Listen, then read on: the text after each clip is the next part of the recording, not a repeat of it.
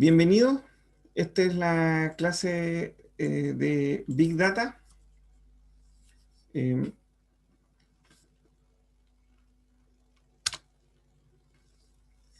Hasta el momento hemos estado revisando métodos de clasificación. La clase anterior, la clase pasada, revisamos árboles de decisión.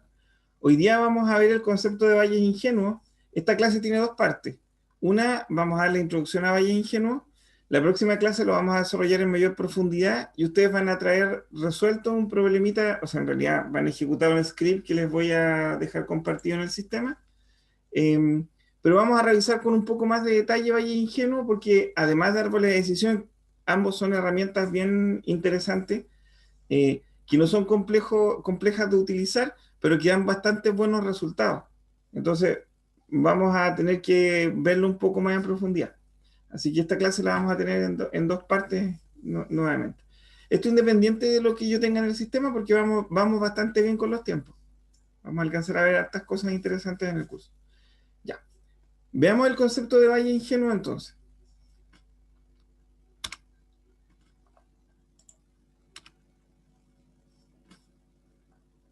Estoy grabando, ¿cierto? Sí. Ya. ¿De qué se trata valle ingenuo?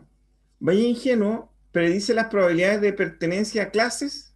eh, Está basado en el teorema de Bayes. Los clasificadores bayesianos simples tienen rendimientos comparables con árboles de decisión, o sea, funcionan bastante bien en todo caso. Han demostrado tener una alta precisión y velocidad al poder aplicarse esto a grandes bases de datos. Asumen que el efecto del valor de un atributo en una clase dada es independiente de los valores de otros atributos, naive, y por eso se le denomina ingenuo. Eh, lo vamos a ir desarrollando esto. Hoy día voy a dar la introducción para que ustedes puedan realizar un ejercicio y luego lo vamos a ver con más detalle y aplicado también de varios casos. Les voy a contar, por ejemplo, que el uso de valle ingenuo nos ha servido en varios trabajos en los que hemos hecho predicciones o clasificaciones utilizando este método con buenos resultados para temas de salud, para temas eléctricos, por ejemplo, casos ya más reales. Así que me interesa que lo conozcan, porque si alguien está haciendo alguna actividad o algún proceso, esta podría ser una herramienta con la que incluso arme su trabajo de título. Así que súper bien. O le toque luego a realizar alguna consultoría o asesoría y hacer algunos métodos de clasificación. Así que Valles Ingenuo se suma a este pack de potentes herramientas para clasificar y para hacer estas predicciones. Ya tienen árbol de decisión y ahora Valles Ingenuo. El teorema de Bayes.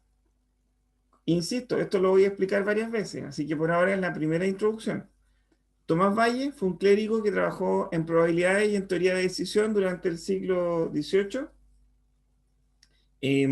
La propuesta es que para X atributos de una unidad, en términos bayesianos, esta es considerada evidencia y está descrita por N atributos. De esta forma, se ha hecho alguna hipótesis sobre la clase de pertenencia de la unidad.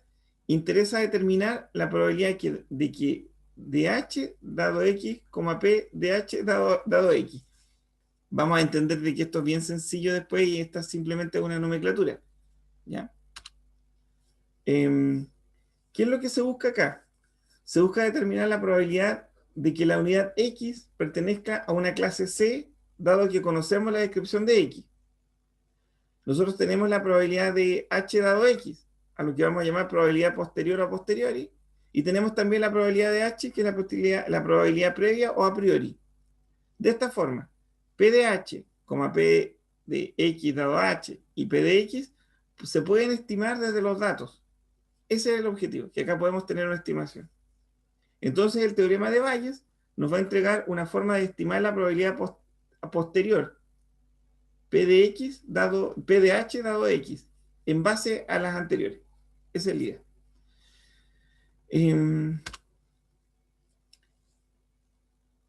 El teorema de Bayes se utiliza para revisar probabilidades previamente calculadas cuando se posee nueva información. O sea, yo tengo algunas probabilidades y con esas probabilidades, con nueva información, yo puedo desarrollar un método de clasificación. Es decir, a qué pertenece algo basado en probabilidades que yo ya conozco. Eso es, no tiene más complejidad que eso. La ecuación del teorema de Bayes es la que están viendo acá. P de h dado x es igual a P de x dado h multiplicado por la probabilidad de h, dividido todo eso por la probabilidad de x. Lo vamos a desarrollar como ejercicio, lo vamos a volver a revisar. Lo que me interesa hoy día es que ustedes tengan la primera noción, desarrollen un ejercicio y en la próxima clase vamos a trabajar con esto. ¿Por qué? Porque el teorema de Bayes es una potente herramienta, así como el árbol de decisión, que van a poder seguir utilizando. Entonces, no me gustaría que solamente quedara como un script. Quiero que se entienda bien el modelo completo, desde las probabilidades hasta la aplicación práctica. ¿Cómo es esto? Vamos a suponer, por ejemplo, que se quiere clasificar una de m clases, C1, C2, hasta Cm, a una unidad representada por el vector de atributos x, x1 hasta x sub n. El clasificador bayesiano predice que la unidad pertenece a la clase C sub i si la probabilidad de C sub i dado x es mayor a la probabilidad de C sub j dado x. Para i menor o igual a j, menor o igual a m, con j distinto de i. La clase C sub i maximiza el P sub i dado x, se llama máxima hipótesis posterior. Por el teorema de Bayes, entonces, la probabilidad de C sub i dado x es igual a la probabilidad de x dado C sub i por la probabilidad de C sub i dividido por la probabilidad de x. Cuando la primera vez que vi esto, pero hace tantos años, yo creo que cuando estaba estudiando, yo miraba la X y decía, ¿y esto para qué sirve? Porque en realidad no lo implementamos, nosotros lo vimos en teoría. Ustedes lo van a entender porque lo van a usar. Así que por ahora necesitamos que esto esté dentro de su know-how también para que después puedan revisar y entender con más detalle. Nosotros hablamos de Bayes ingenuos porque en realidad la probabilidad de ocurrencia de un evento a veces no son independientes de otro. En la realidad no. Pero para simplificar el problema, lo que se dice es que la probabilidad de ocurrencia de un evento es independiente de la probabilidad de ocurrencia de otro. Y por eso aparece el concepto ingenuo dentro de la idea. Simplemente quédense con esa noción. Por eso lo llamamos Bayes ingenuo. Ahora, esto en estricto rigor teóricamente no es tan correcto. Pero en la prueba, en la práctica, ha mostrado tener buenos resultados de clasificación. O sea, funciona. Así que en la teoría, aunque decir que las probabilidades son independientes no es lo más correcto, cuando nosotros lo aplicamos, los datos, esto funciona. Así que nos quedamos con esa idea. Acá está un poco nuevo la fórmula, y lo que tenemos acá es cómo estructuramos esto. Por ejemplo, por un lado, la probabilidad de P de C dado X, C son las clases. Las clases son a quién pertenezco. Por ejemplo, la probabilidad de pertenecer al género masculino o femenino, hombre o mujer, dado ciertos eventos, la clase va a ser hombre o mujer. El X van a ser los datos que yo utilicé para calcular esa probabilidad. Entonces ya tengo un entendimiento de qué estoy hablando, ¿cierto? Ya. Entonces tengo, por un lado, probabilidad de C dado X. C va a ser la clase con la que vamos a trabajar, X los datos. Eso va a ser igual a la probabilidad de X dado C.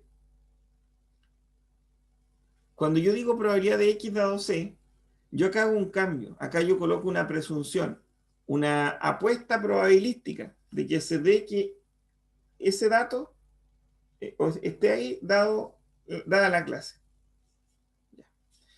Eso lo multiplico por la probabilidad de C, y esa es la probabilidad total de la clase, la probabilidad total de que esa clase ocurra, dividido por la probabilidad de X, y la probabilidad de X lo vamos a llamar la evidencia. Entonces, este es el concepto de Bayes ingenuo. Insisto que lo van a entender en la segunda, con mucho más detalle en la segunda parte de esta clase, que va a ser el día martes. Ahora lo necesito para que tengan una noción y para dejarles un poco de actividad para que ustedes puedan trabajar y verlo con calma. Probar un script, y que la próxima clase me hagan preguntas. Ese es el día también. Bayes ingenuo entonces, por el teorema de Bayes, P sub i dado X, ya ahí tenemos la probabilidad, ¿cierto? Si no se conocen las probabilidades a priori de la clase, comúnmente se asumen iguales. P sub C 1 es igual a P sub C2 hasta P sub Cm. Para simplificar el cálculo, P sub X dado sub I se toma el supuesto ingenuo de la independencia condicional dentro de las clases, son todas independientes, que lo que yo les decía que en estricto rigor la realidad no es así, pero se considera este supuesto. Los atributos son condicionalmente independientes entre sí, dada la clase. Ya. Para atributos discretos, la probabilidad es estimada por una proporción de unidades de la clase C sub i que toman el valor x sub k para este atributo de la muestra de entrenamiento. Lo vamos a ver también y lo vamos a volver a repasar, así que no se preocupen, tranquilos con esto.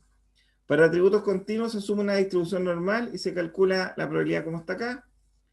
Se aplican ciertas correcciones, por ejemplo, eh, cuando los datos traen ceros, entonces se aplica la plus para hacer una corrección en el modelo y luego obtener el cálculo. Déjenlo ahí también disponible. Veamos un ejemplo. El ejemplo también es intuitivo para que podamos entender cómo funciona. El entendimiento completo lo vamos a revisar nuevamente en una siguiente clase. Vuelvo a insistir. Creo que lo he dicho 4 veces para que se les quede. Y para que sepan que tienen que estudiar la próxima clase, por favor revisen esta PowerPoint. Ya, el conjunto de datos, vamos a tener una base de datos que tiene un conjunto de datos de los votantes del Congreso en Estados Unidos en el año 84. Esa base de datos está incluida en una librería que se llama MLBench. Así como lo hemos hecho antes, nosotros vamos a trabajar en R que trae librerías con datos para hacer ejercicios. Esta es una. Esta cantidad de votantes contiene el registro de votación del Congreso en Estados Unidos del año 1984. El conjunto de datos tiene la votación de 435 representantes para 6 temas claves que se discutieron en el Congreso. El conjunto de datos también incluye la afiliación política al representante. ¿Por qué no lo hacemos con datos de acá para no polemizar? Entonces vamos a decir que en Estados Unidos tenemos a demócratas o republicanos. Y de acuerdo a cómo interactuaron y votaron en el Congreso, yo voy a definir si una persona es demócrata o una persona es republicana. Ese es como el ejercicio. ¿Cómo clasificamos a alguien en función a los votos que ha hecho? Como yo tengo una base de datos justamente con sus votos y sé que votó un republicano y que votó un demócrata, vamos a crear un algoritmo de clasificación basado en valle ingenuo que nos va a permitir, cuando alguien vote, decir si es republicano o es demócrata, en función a los datos previos. Simplemente usando probabilidades. Ese es el ejercicio. El objetivo del análisis es predecir la afiliación política, la clase del representante en base a sus votaciones. Vamos a utilizar una función que se llama Naim Bayes de la librería E1071 que incluye este modelo. Yo creo que estamos bien con tiempo, así que voy a mostrarle el ejercicio. Igual lo van a hacer ustedes, pero se lo voy a mostrar. A ver, vamos a ver. Big Data, unidad 2, códigos. Ya. Y acá tengo el árbol de decisión. Lo vamos a editar acá, que se vea más grande.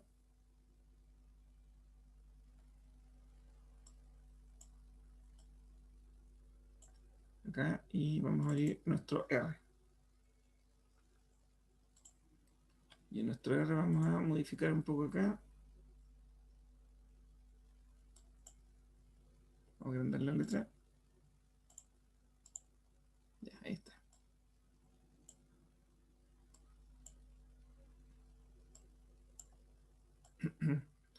Ya. Este archivo lo tienen disponible y es un ejemplo para poder entender la aplicación de Valle Ingenuo.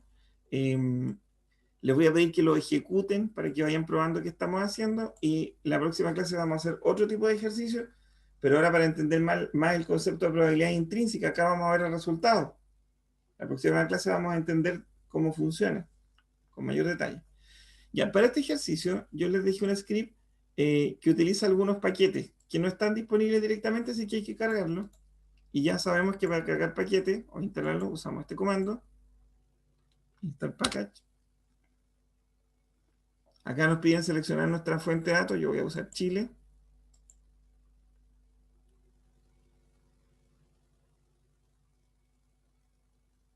Bueno, mientras carga, algunos compañeros me han consultado acerca de algunos scripts. Revisen antes de ejecutar que tienen la versión más actualizada o la más cercana a la última más actualizada de R, para que no tengan problemas. Ya. Instalé este paquete, el E1071, y ahora voy a instalar el paquete MLBench, que también lo necesitamos. El primero, el E1061, tiene la base de datos, ¿cierto?, para trabajar. Y el otro es para hacer comparativa del segundo paquete, para ver cuál es el rendimiento de nuestro modelo. Ese paquete tampoco está disponible directamente, así que lo cargamos. Ya. Bien. Ya, listos los dos paquetes. Perfecto. Ahora lo que vamos a hacer es cargar la librería. Una cosa es el paquete y la otra es la instancia de la librería. Ahí está, ya está en memoria. Nuevamente no he actualizado la versión, así que por eso me sale 4 ese warning. Ningún problema, súper bien. ¿Qué vamos a hacer después? Después vamos a cargar la base de datos. Como la base de datos está, viene en el paquete que instalamos, en la librería, que activamos también, la vamos a llamar con este modelo, que ya lo hemos hecho antes. Así se llama la base de datos que está en la librería, y lo vamos a tomar del paquete MLBench que acabamos de cargar, que está previamente cargado. Entonces ahora la cargamos, ya tenemos la base de datos. Si queremos ver, por ejemplo, el encabezado, ahí hay datos. Si queremos ver las últimas líneas, ¿se acuerdan? Vamos a ver acá. Ahí están los datos. Miren, estamos viendo el encabezado y las últimas líneas de la base de datos. Hay algo interesante en esta base de datos, que esta base de datos tiene elementos en blanco. Eso es NA, es que no hay información, o información es nula. No hay datos ahí. No es que haya cero o algo malo, no hay datos. Está sin datos. ¿Por qué? Porque a lo mejor la persona, el individuo, en esa observación no votó nomás. No votó por la ley 1, B1 hasta B sub 14, o B sub 16, disculpen. Son leyes. Y cada uno es un registro de cómo fue votando esta persona. Entonces, esa persona era un republicano que votó, hizo estas votaciones, pero la 11 no la votó. Lo mismo ocurrió acá. Tengo datos que están en blanco. Así que vamos a ver qué hacemos en eso. ¿Qué hacemos con eso? Ya, bueno, ya tenemos una vista más o menos de cómo es la base de datos, ¿cierto?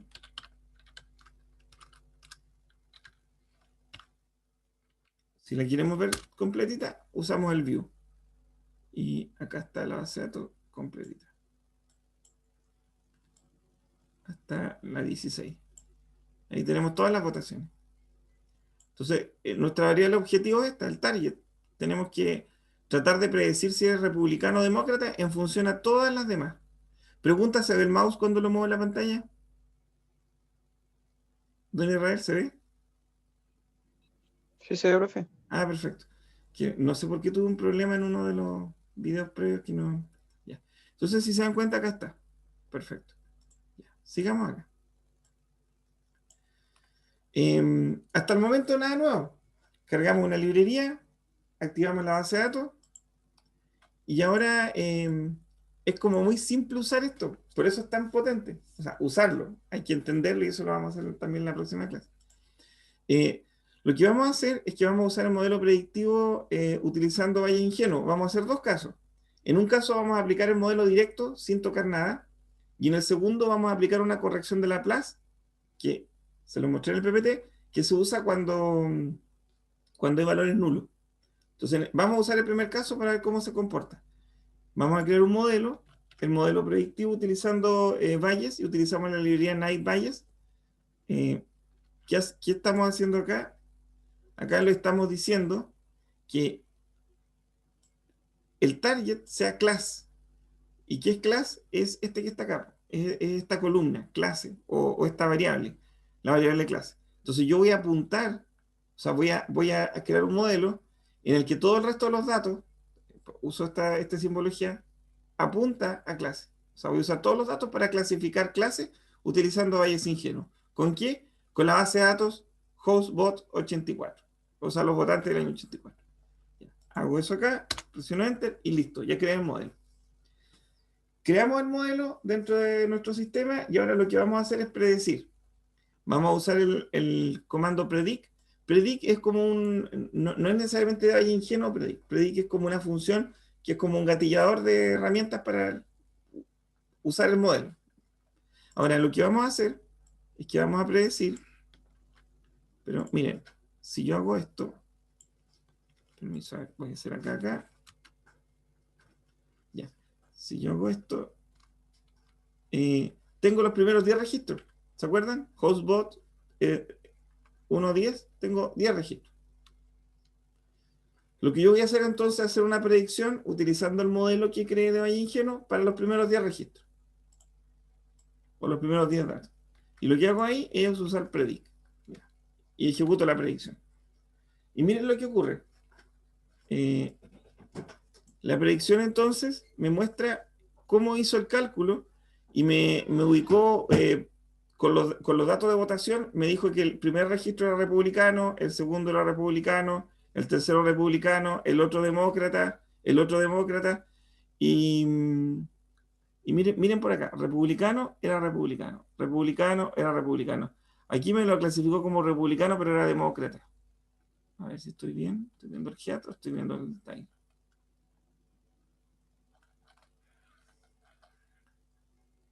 GIAT, republicano, demócrata, perfecto. Y acá me lo clasificó como republicano, republicano, republicano. Acá no le achunto, o no le di. Ya. Eso vamos a ver ahora. Entonces, el predict, utilizando Valle Ingenuo, me hizo la predicción de los primeros 10 registros. Ahora imaginen esto. Ustedes ahora pueden cargarle otro grupo de datos y les va a predecir también si es republicano o demócrata. O sea, ya tenemos la herramienta de predicción.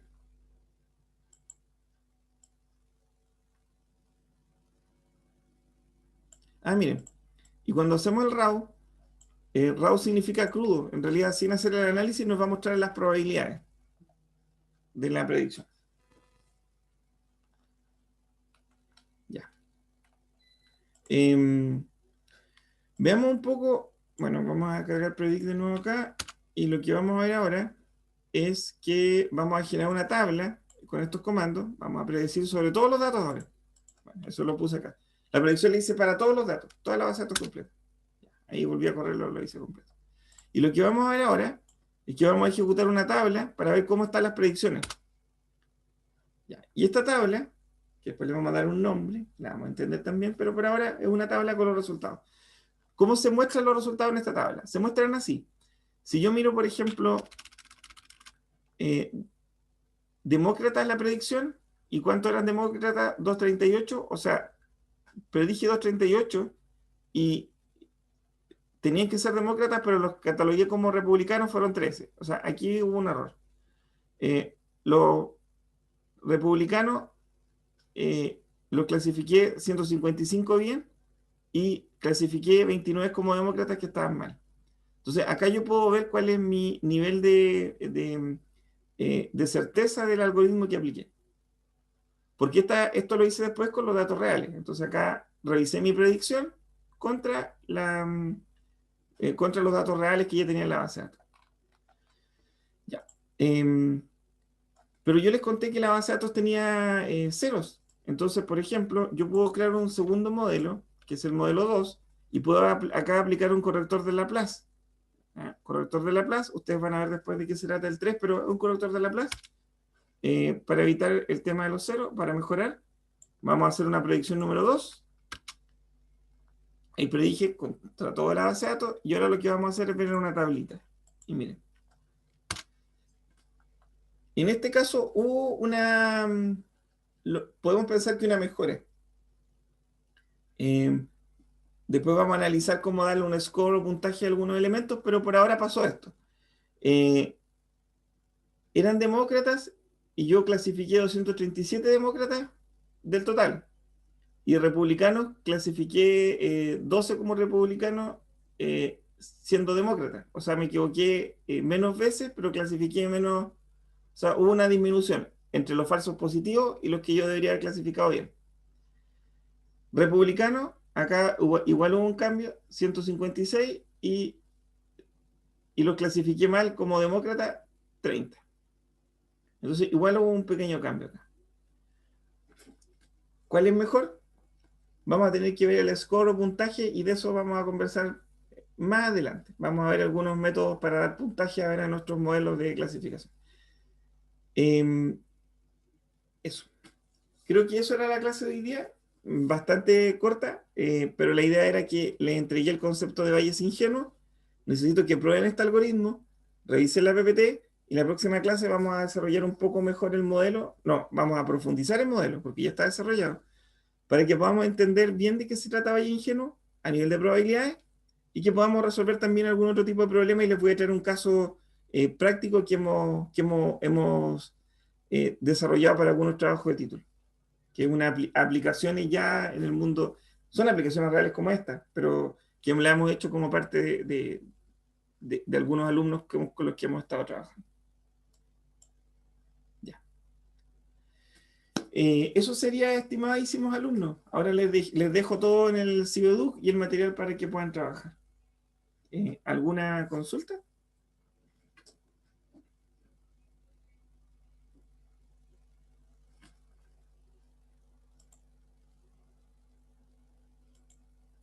Voy a dejar de grabar entonces.